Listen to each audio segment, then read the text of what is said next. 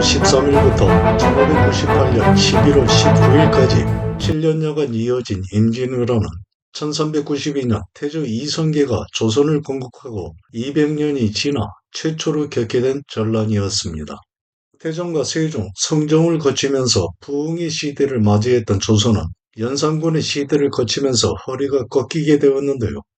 그 후 조선 제13대 국왕인 명종태에 이르러서는 외적 세력의 준동으로 조선과 나라는 더욱 피폐한 상태를 벗어나지 못했고 1555년 명종 10년에는 그렇게 쇠약해져 있는 조선의 허술한 틈을 타고 70여 척의 배에 나누어 탄 6천여 명 내외의 대규모 왜구가 전라도 해남 일대 해안에 기습 상륙하여 영암, 강진, 장흥, 진도 등을 휩쓸면서 조선 관군을 죽이고 살인, 방화, 약탈 등을 자행하면서 전라도의 여러 군현을 유린하고 초토화해도 뚜렷한 대응을 하지 못하고 외구의 침략을 방관하다시피 하는 정도였습니다.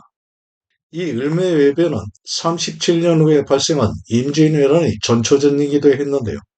서울을 방비하는 군사까지 동원하는 등 도적무리인 왜구를 토벌하기 위해 조선의 총력을 기울이고서야 겨우 토벌하게 됩니다.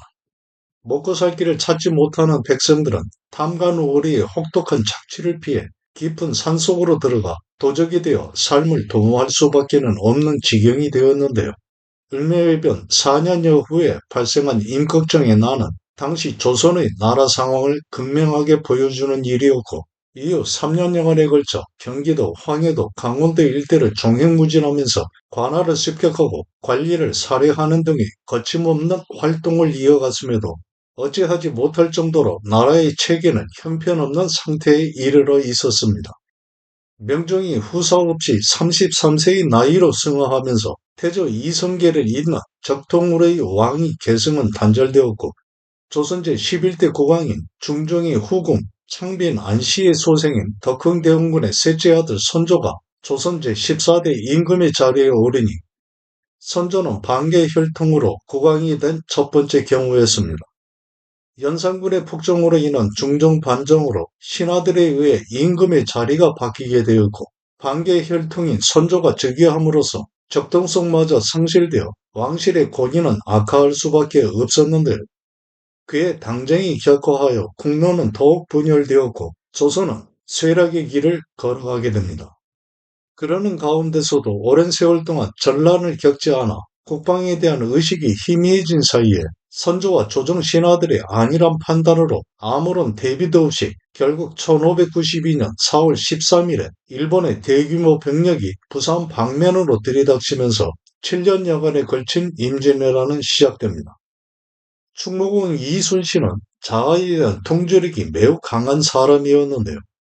그런 정신적 강인함은 임진왜란이 진행된 기간 내내 절대적인 불리함 속에서도 결코 물러나거나 포기하지 않고 앞서서 전장으로 뛰어드는 불굴의 임전무태 정신으로 이어졌고 그런 지휘관의 모습에 휘하 장소와 군사는 용기 백배하여 따름으로써 전투의 결과는 승리로 이어졌던 것입니다.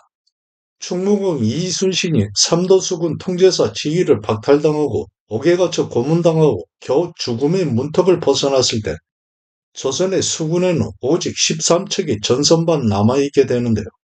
그러나 이순신은 10배 이상의 군력을 앞세우고 다가오는 외적과의 결전을 피하지 않고 오히려 적진 중앙을 파고들면서 선제 공격을 가함으로써 적의 기세를 꺾고 기적과 같이 승리합니다.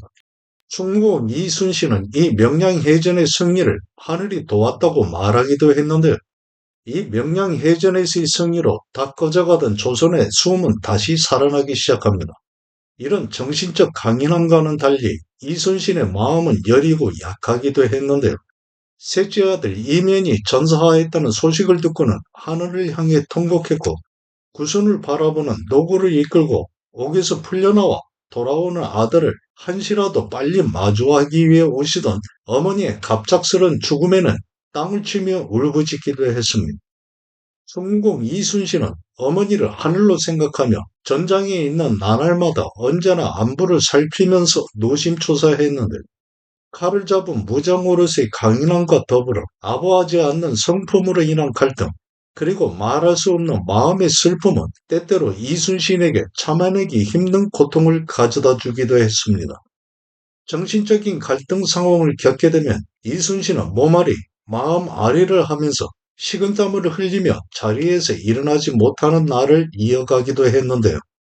임진왜란이 끝나갈 즈음에 도요토미 히데요시가 사망함으로써 일본으로 퇴각하려 하는 왜적들을 대강 눈 감고 보내주려 하는 중국 장수들과는 달리 한 놈도 살려보낼 수 없다고 각오한 이순신은 도망하는 적을 끝까지 쫓아 직접 활을 당겨가며 공격하다가 적 탄환을 받고 쓰러지면서까지 공격을 멈추지 말 것을 독려했습니다. 그렇게 충무공 이순신의 전사와 함께 노량해전의 승리로 7년여간에 걸친 임진왜란도 끝을 맺게 됩니다. 지금의 서울 인현동에서 사형제 중 셋째 아들로 태어난 충무공 이순신은 영의정을 지낸 3살 위의 서해 유성룡과는 어린 시절 한때를 한 동네에서 함께 보낸 인연이 있었고, 이때 이순신의 인품을 익히 보호한 유성룡은 훗날 이순신을 정삼품의 전라 자수사에 청거하기도 하면서 지속되는 친분을 유지합니다. 명종이 즉위한 해인 1545년 3월 8일에 태어난 이순신은 충남 아산에 본가를 두고 일찍이 사망한 두 형을 대신해 어머니를 모시며 장자로서의 역할을 했는데요. 20세 되는 해인 1565년 보성 군수를 지낸 방진의 딸 방시와 혼인하고 27세 때 묵과인 훈련은 별과에 응시했으나 낙마하여 뜻을 이루지 못하였다가 4년 후인 31세 때 식년시 묵과에 급제하여 정구품의 견습 관원인 곤지 훈련은 봉사로 관직 생활을 시작합니다. 그 후 풍계에 따른 하급 관직을 두루 거쳐 35세 때인 1580년 수군에 속한 종사품의 전라도 발포 만호가 되었는데, 그러나 충무공 이순신의 초기 관직 생활은 순탄하지만은 않았습니다. 상급자의 부당한 요구에 응하지 않아 미움을 사기도 해 어려움을 겪기도 했는데요. 서해 유성룡은 어린 시절 이순신을 기억하면서 남에게 속박당하지 않으려 하는 굳은 성품이었다고 말하기도 했습니다. 41세인 1586년 선조 19년에는 북방의 주요 방어지인 함경북도 조산 만호가 되어 북동쪽에 위치한 조선의 땅끝인 녹돈도의 둔전을 방비하는 직책을 수행하게 됩니다.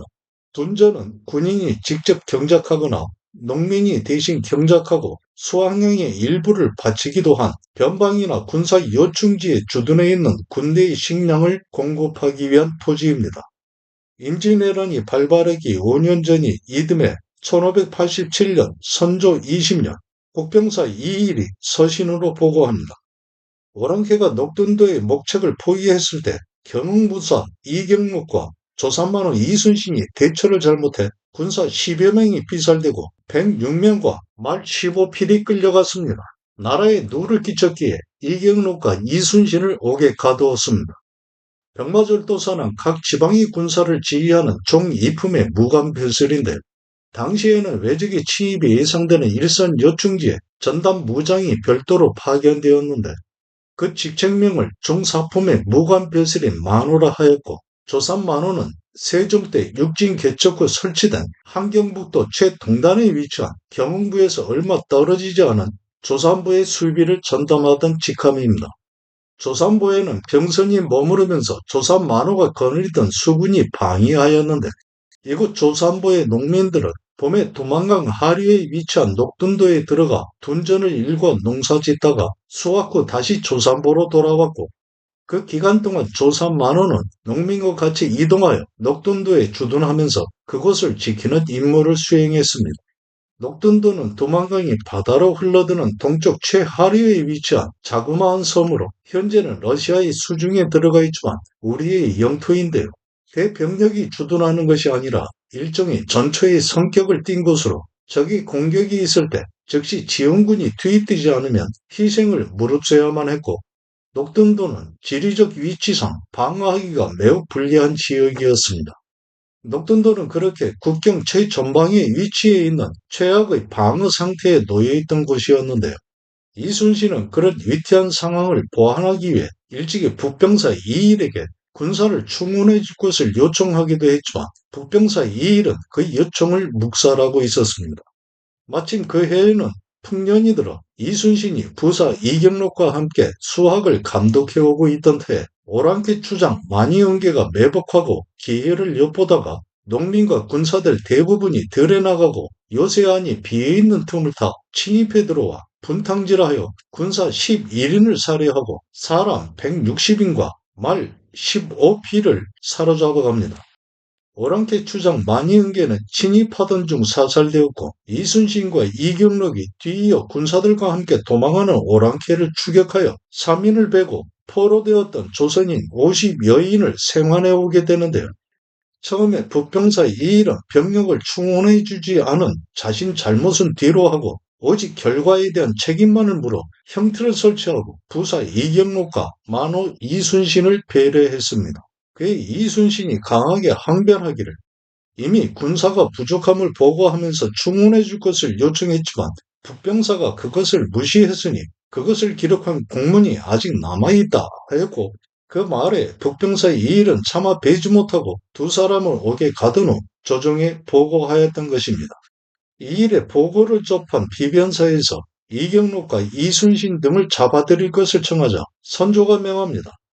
비변사는 중종 때 설치되어 당시 군무와 국정을 담당하였고 임진왜란 후에는 의정부를 대신하는 정치의 중심부가 됩니다. 이번 일은 전장에서 패한 경우와는 다름이 있다. 그러니 북병사에게 명해 장형만 집행하게 하고 백의종군하여 스스로 다짐하게 하라. 그 후 녹둔도의 둔전은 폐지되었고 순변사 휘하에서 백의종군하던 이순신은 녹둔도 침범에 대한 보복으로 북방의 여진족 부락을 공격할 때 도망하였던 오랑캐 추장 우울기내를 유인해 잡아 사면받게 되었는데 이때로부터 이순신의 이름이 세상에 알려지게 됩니다. 순변사는 비상사태 시 임금의 특명을 받고 변방을 순찰하던 사신인데요. 육진을 개척할 때 함경도 변방지대에는 여진족들이 혼재에 거주하고 있었습니다. 조선 조정에서는 그런 북방 여진족 중에 우호적인 태도를 취하는 자에게 관직을 주고 회유하기도 했는데요. 그러나 4년 전이 1583년 선조 16년에 오랑캐 주장 이탄계 등이 불만을 품고 난을 일으켜 만여 명 이상의 기병을 동원하여 북쪽 변방지대를 침략했고 북병사 이일은 신립과 더불어 난을 진압하는 데 큰 공을 세우게 되었습니다. 그러나 임진왜란이 발발하고 파죽지세로 외적이 북상할 때 상주를 저지선으로 하여 먼저 이일을 순변사로 삼아 급히 내려보냈지만 전국시대를 거치면서 오랜 전투 경험을 한 외적을 감당하기에는 급조된 조선 군사는 수적으로나 모든 면에서 비교가 되지 않았고 급기야 이일은 잔존한 휘하 장수와 의병들을 뒤로하고 성을 벗어나고 말았습니다. 상주가 뚫리자 남아있는 군력을 총동원해 이번에는 기병들로 미세를 갖춘 신립을 내려보냈으나 보병 위주의 외적이 맞서 기병의 장점을 살리고자 한 신립은 산세를 이용하자고 하는 휘하 장수들의 의견을 물리치고 한근대 앞에 진을 쳐 비까지 내리고 놈들이 산재해 있는 곳에서 기병의 장점도 살리지 못한 채 적의 기습 공격에 맥없이 패배하고 맙니다. 이순신의 북방에서의 관직 생활은 그렇게 넉넉하지는 않았는데요. 시기상으로도 나라의 힘이 극히 쇠전해져 변방을 침탈하는 여진족과 외구의 활동은 극심한 상황이기만 했습니다. 광폭한 행태를 일삼던 연산군의 시대를 거치면서 조선의 허리는 꺾이고 말았는데요.